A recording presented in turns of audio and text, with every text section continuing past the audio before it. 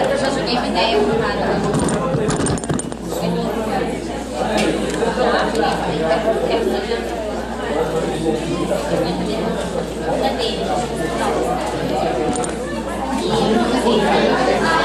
Não é bom passar. Não, eu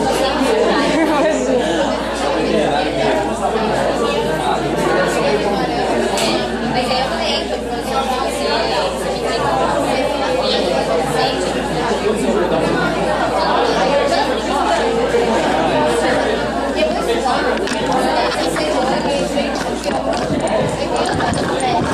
tem pra cá pra 16 vagas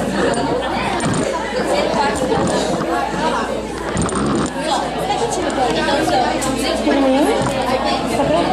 Não. Eu vou por aqui porque... Obrigada. Tá usando aqui.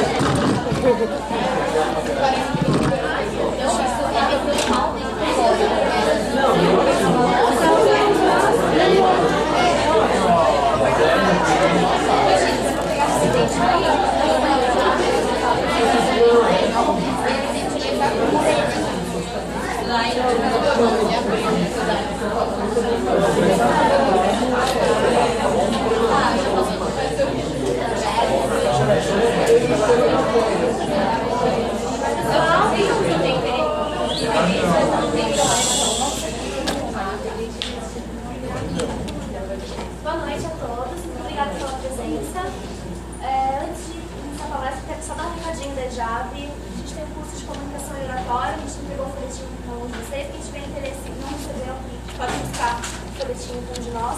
É um curso muito legal, pergunta para os veteranos que já fizeram, é um curso para incentivar a falar em público, ter uma oratória boa, porque afinal de contas a gente usa a oratória em todos os lugares, não só dentro da faculdade. Então, quem tiver interesse em procurar uns livros da EJAB, vale muito a pena, é um curso muito legal. É extenso, mas vai te ajudar pro resto da vida. No dia que vocês estiverem aqui na frente apresentando, tanto como membro de alguma instituição da faculdade ou palestrando, vai ser muito útil. Na lista de presença que vai mudar, tem um novo tópico para preencher, que é se vocês têm cão ou gato. Preencham, por favor, porque no final vai ter um sorteio.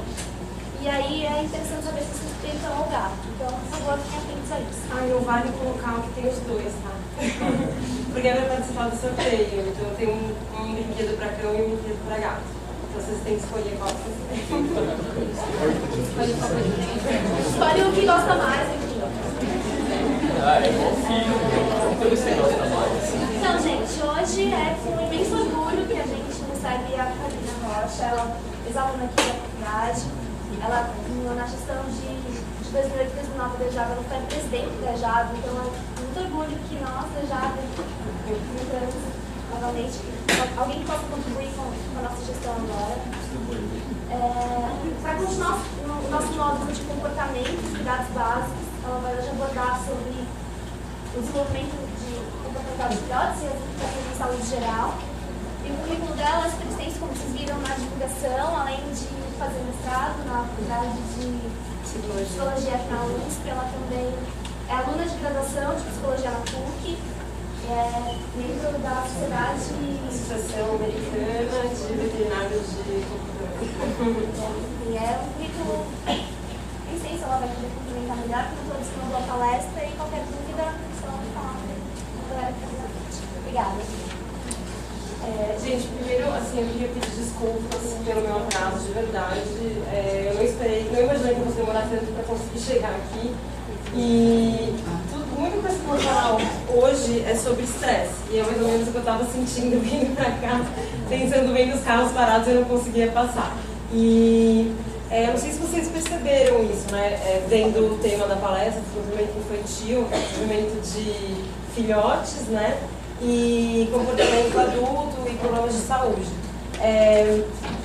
Primeiro, assim, eu sei que a gente não tem nada de comportamento, né, na faculdade, e tudo realmente que eu aprendi foi depois, e talvez alguns de vocês pensem que talvez não seja tão legal estar aqui, não pensem em trabalhar na área, mas primeiro, duas coisas que eu gostaria de deixar claro é que, assim, comportamento, a gente tem muita falta no mercado de veterinários.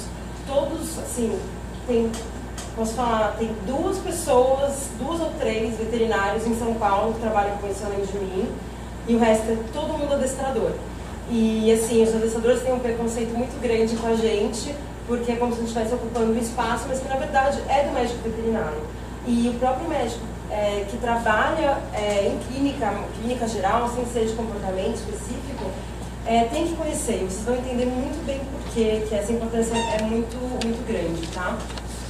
Bom, eu tenho meu site, ainda não está funcionando, mas a semana vai ter a inauguração, espero até o final da semana, e tem o Facebook também, não sei se alguns de vocês já curtiram lá, mas eu sempre posto coisas sobre comportamento animal, e também tem vários sorteios lá, com os parceiros que eu fiz. E eu queria primeiro, assim, pra mim o Caio, o Momba, o Mombaça, não sei se todo mundo conhece, mas eu sou da 72, né, eu formei com a 73, mas eu sou da 72. E eu e o Momba, a gente era da Ejave, tipo, era a nossa vida, assim. E realmente, eu desde o primeiro mês na faculdade, literalmente, eu entrei para a Ejave e na gestão de 2008 e 2009 eu fui presidente. E foi muito importante para mim, por diversos aspectos, tanto pessoais quanto profissionais. Assim, eu não tenho dúvida que me ajudou muito a conseguir, enfim, a estar aqui hoje. Bom, então essa é a nossa gestão, a nossa foto do Coquetel que a gente fez. Aquela garrafinha ali de vidro fui eu que comprei. Eu vi ela ali e falei, olha, foi do Coquetel, a gente organizou. Bom, então, vamos lá. Bom, eu acho que eu vou pagar um pouquinho mais, será? Isso, acho que fica melhor, né? Bom, eu sou médica veterinária, formada aqui pela casa, da turma 72, né? Hoje eu faço mestrado no Instituto de Psicologia, eu estou terminando o meu mestrado, espero que esse ano eu consiga defender. E eu também sou aluna de graduação de Psicologia na PUC, então assim que eu me formei, em 2011, eu já prestei vestibular e estou no 2º ano de Psicologia lá na PUC. E assim, eu não consigo falar para vocês tanto que eu aprendi. A gente não tem nada de comportamento animal, mas a gente, bases de comportamento que a gente tem no curso de Psicologia geral foram muito importantes para mim. E eu acho que vai ser um diferencial muito grande para a minha formação, para o meu trabalho. Bom, aqui vai estar no site, ainda não está, são as primeiras pessoas a estarem vendo. Mas eu ressalto para vocês podem achar, nossa, ela é tudo marketing, mas eu não sou tudo marketing, eu sou conteúdo e sou marketing também. Mas para veterinário o marketing faz muita falta e a gente tem que ter isso em mente. Senão a gente não consegue aparecer no mercado, não consegue ter trabalho. Então, assim, essa questão de seguir as regras de administração são muito importantes, tá? Então, aqui eu sempre coloquei isso, que o meu objetivo é cuidar da saúde mental e qualidade de vida dos animais, sempre levando em consideração o contexto familiar e os vínculos afetivos entre os tutores e o animal. Vocês vão ver que os vínculos familiares são muito importantes para esse tipo de trabalho que eu faço. Eu trabalho na especialidade de comportamento animal, eu só atendo isso. A visão é construir uma imagem de confiança e profissionalismo, se tornando referência na área de medicina veterinária comportamental, e ética, equilíbrio, confiança, profissionalismo e dedicação com o paciente, com um indivíduo diferente de qualquer um outro. Tá? Aqui uns videozinhos pra gente começar.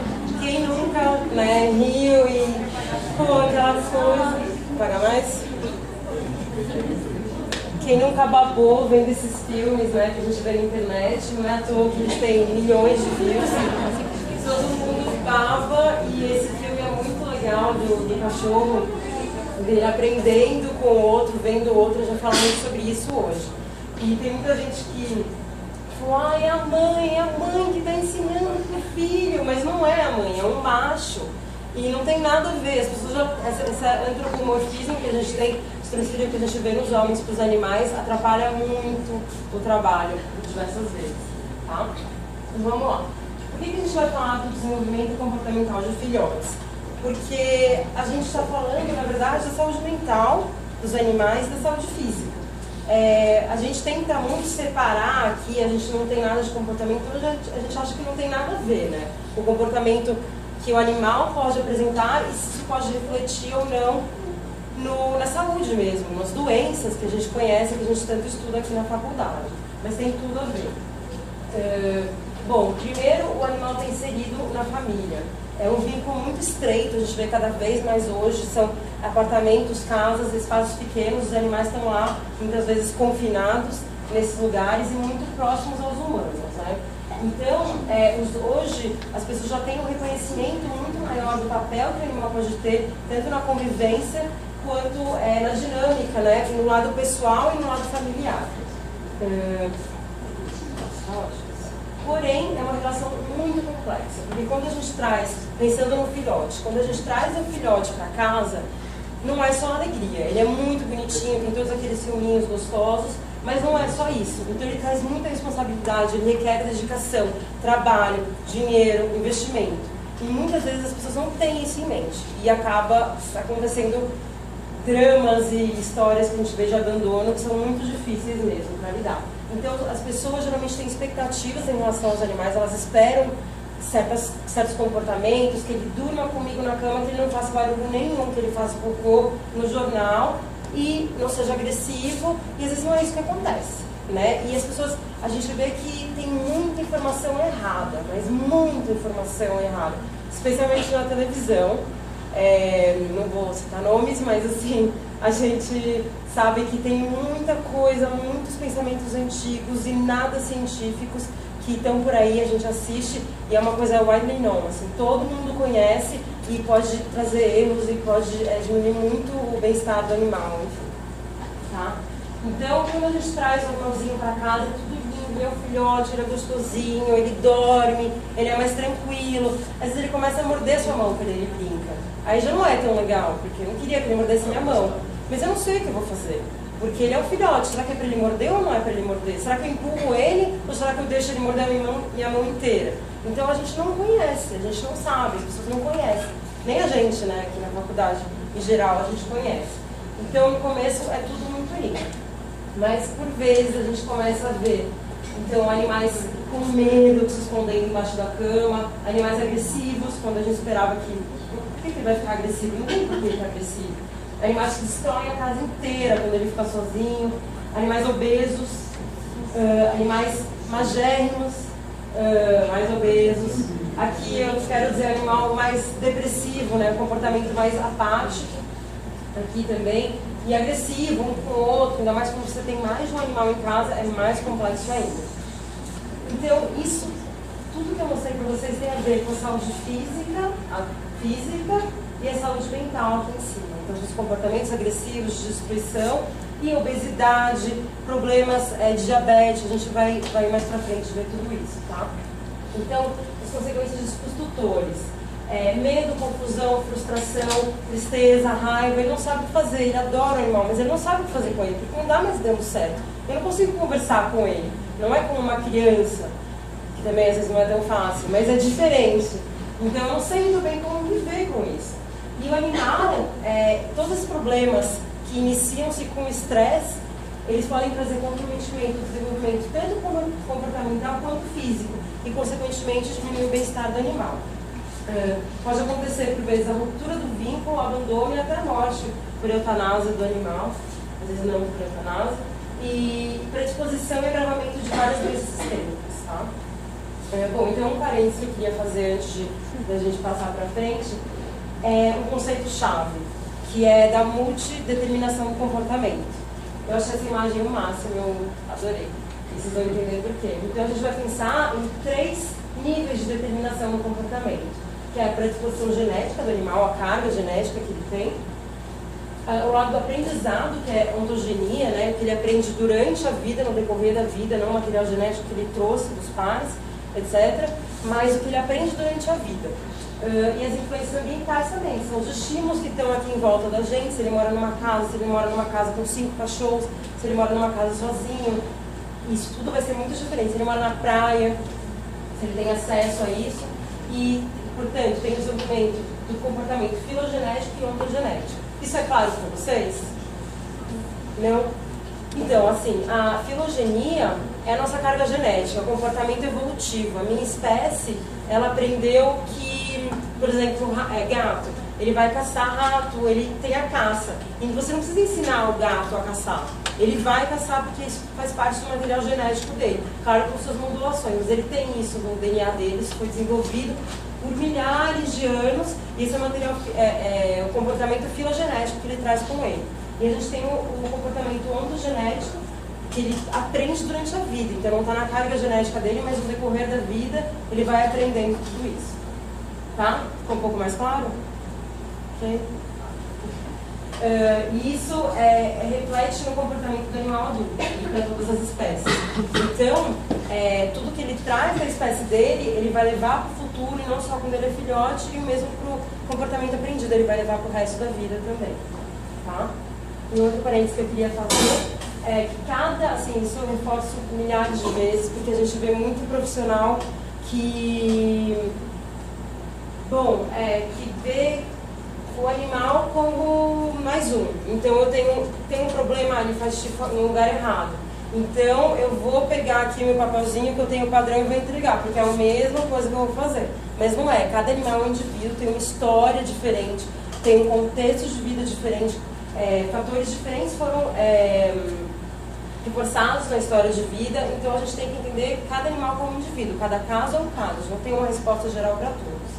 Tá? Então, por mais que a gente siga o padrão da espécie, que é claro, ele não perdeu todo o padrão da espécie, por mais que ele tenha aprendido durante a vida, a gente tem que analisar sempre o indivíduo. Tá? Então, experiências ambientais e sociais até a puberdade são essenciais para a caracterização do comportamento do cão e do gato adulto e para a qualidade do relacionamento com o ser humano. Então, o que ele aprende durante os primeiros meses de vida, as primeiras semanas de vida, ele leva para o resto da vida. A gente já vê por que essa ênfase nas primeiras semanas de vida. Bom, então eu tinha lá uma família linda, maravilhosa, feliz, e depois a gente tem uma desgraça, vários problemas, eu não sei como resolver.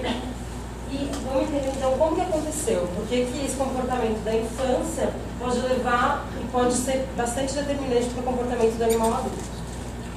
Bom, então vamos começar com os cães, depois a gente vai para os gatos, tá? Primeiro vamos para o desenvolvimento pré-natal. Por vezes a gente esquece que o desenvolvimento do animal, dos filhotes, enquanto eles estão no útero, né, da mãe, ele é muito importante e influencia. A gente sabe que humanos, a influência é muito grande, seja do estado emocional da mãe, seja nas características físicas, ingestão de álcool, etc., influencia muito. E nos animais, a mesma coisa. Então, a influência do ambiente sobre o comportamento vai ocorrer mesmo antes do nascimento.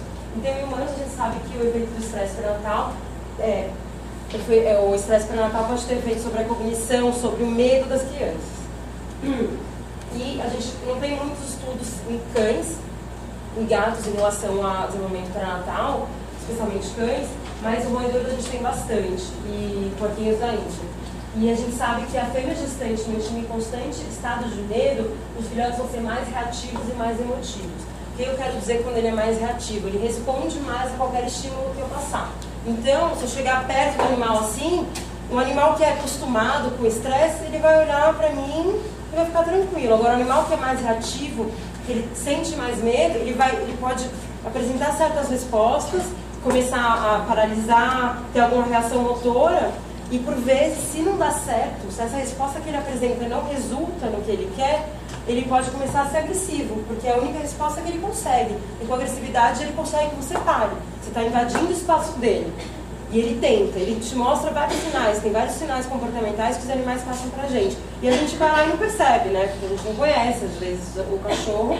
E aí ele não consegue nada, não consegue te afastar. Então ele tem que, por vezes, chegar a morder, a rosnar, etc., para que você perceba. Então o animal que ele teve, em que a mãe foi mantida em estado de medo por muito tempo, especialmente no último terço da gestação, ele pode ser mais reativo e mais emotivo. Alto nível de estresse, especialmente durante o final da gestação, leva a mudanças no comportamento reprodutivo dos filhotes como dos adultos também. Tá? Então, assim, a gente vai ver aqui uma mãe, uma cachorrinha, uma cadela, na rua, né? E uma que está lá em casa, tudo gostosinho, numa cadeira, aconchegante e tal. Qual será a diferença de estresse desse animal para esse? E o que isso vai influenciar nos filhotes? Então a gente pensa em cães vira-lata, né, SRD, E o que a gente pode pensar, onde aquela mãe passou, o que aquela mãe passou durante a gravidez e como isso pode influenciar o comportamento dos filhotes, né? Bom, então, o estresse excessivo durante a prenhez leva efeitos deletérios nos filhotes, especialmente durante o primeiro trimestre, o último trimestre. Em contraste, oferecer um ambiente que possibilite mínimos níveis de estresse e um contato social positivo, pelo contrário, pode facilitar o desenvolvimento emocional dos filhotes. Então, quanto melhor você mantém a fêmea durante a gestação, quanto melhor, mais interação positiva, social você tem para ela, mais conforto ela tiver, melhor, consequentemente, o comportamento e a saúde dos filhotes, tá? Bom, então agora já passava os períodos de desenvolvimento pós-natal, agora depois do nascimento. Então a gente fala, primeiro, assim, essa ciência, né, do comportamento animal de cães e gatos é bastante, assim, cientificamente falando, a ciência ela é bastante recente. Os estudos experimentais datam de, assim, 15, 20 anos, no Brasil ainda menos. Então a gente tem uma divergência muito grande. Quanto a técnicas de trabalho também, assim, os autores divergem bastante. Então a gente é muito na prática mesmo, tá? Então, essa classificação, ela é possível de certas alterações de uma semana para cá, uma semana para lá. Mas em geral a de cães já está mais estabelecida, mas mesmo assim a gente vê diferença, tá? Entre os autores. Então a gente fala primeiro no estágio neonatal, que seria a primeira e a segunda semana de vida. Segundo estágio transicional, que seria a terceira semana de vida. Terceiro período de socialização, que é da quarta semana até aproximadamente 12 a 14 semanas. Período juvenil, que é das 12 até a maturidade sexual. E estágio adulto, que é da maturidade sexual para frente. Eu vou focar aqui hoje nos 3 primeiros, que especialmente o período de socialização, vocês vão ver que é um período muito importante, tá? A gente vai ver por quê. Ok, então vamos lá para o estágio neonatal.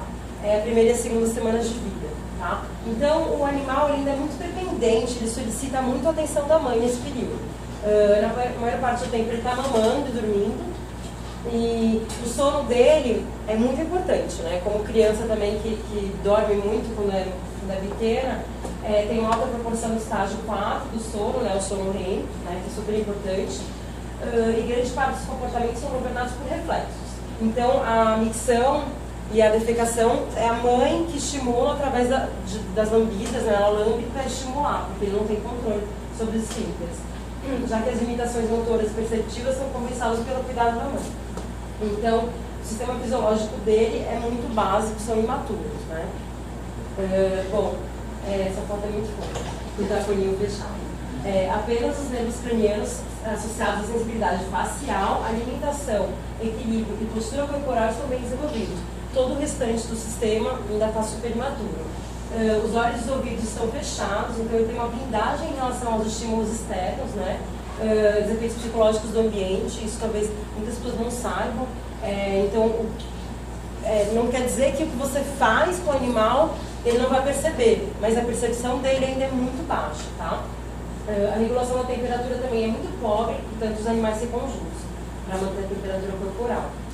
A gente tem alguns reflexos que são bem característicos desse período, e eles vão diminuindo conforme a semana, geralmente na quarta semana eles já começam a diminuir bastante.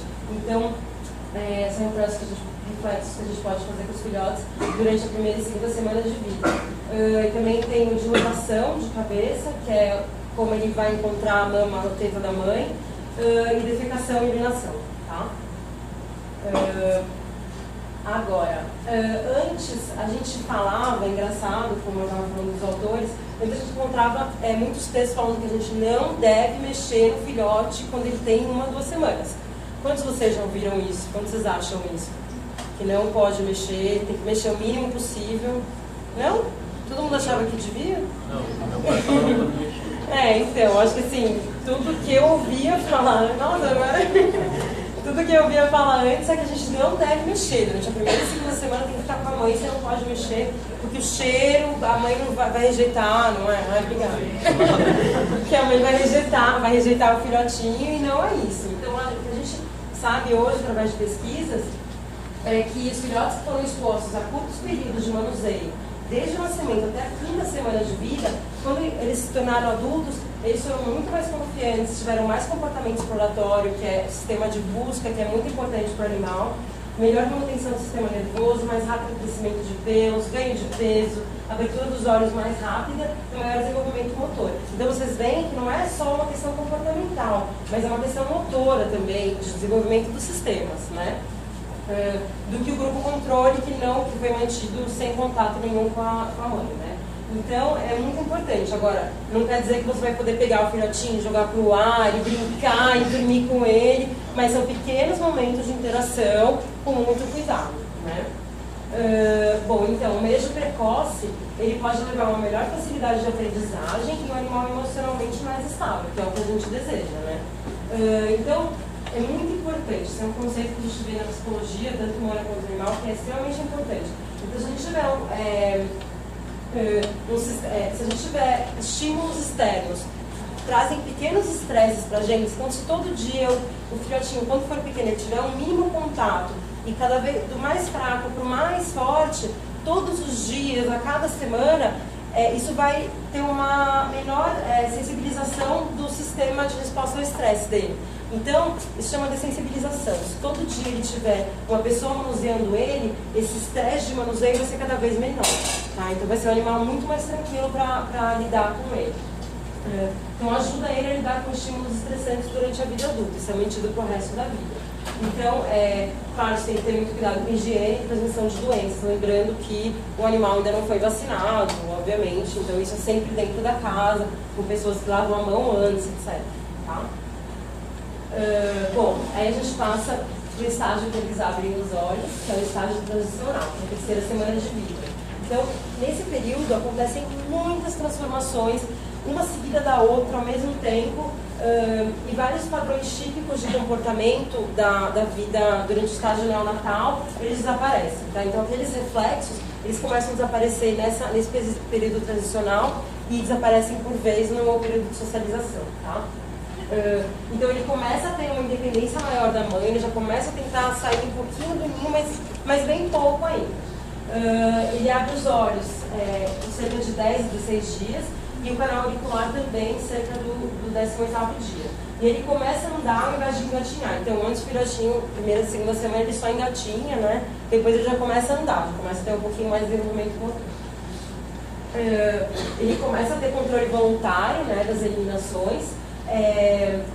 E se ele é mantido num canil e tem um jornalzinho para ele fazer xixi, ele já começa a ir atrás da mãe, já não faz tanto xixi e cocô lá na caminha dele, que antes ele fazia, a mãe comia, né? Ele já começa a sair, a ir atrás da mãe, fazer cocô e xixi no lugar onde a mãe faz. Então, se a gente pensa que um dos grandes problemas comportamentais que a gente vê em clínica de cães e gatos é exatamente a eliminação, gatos não tanto, não por isso, mas de cães, é eliminação fora do lugar. Então, meu cachorro não consegue fazer xixi no jornal, ele faz no meio da sala, como é que eu faço?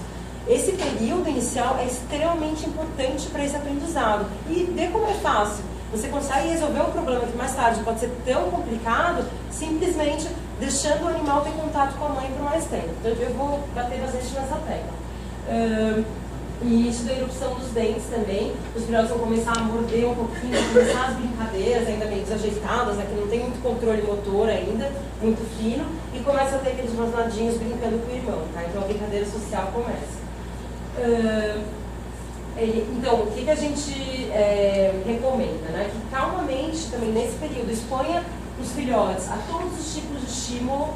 Então, quando eu falo todos os tipos de estímulo, eu estou querendo dizer pessoas, animais, barulhos, movimentos. Então, a gente vê muitos cães que, meu cachorro tem medo de capacete, meu cachorro tem medo de criança, meu cachorro tem medo de trovão, de fogo de artifício. Quão comum é isso, né? A gente ouve todo dia. E se nesse período, especialmente no próximo, mas desde o início, ele já tem contato com esses estímulos, seja qual for a qualidade do estímulo, ele já vai estar muito mais acostumado a isso. Então isso vai ativar muito menos os centros de resposta ao estresse. Para o animal vai ser muito mais tranquilo conviver com essas interferências, né, ambientais. Então,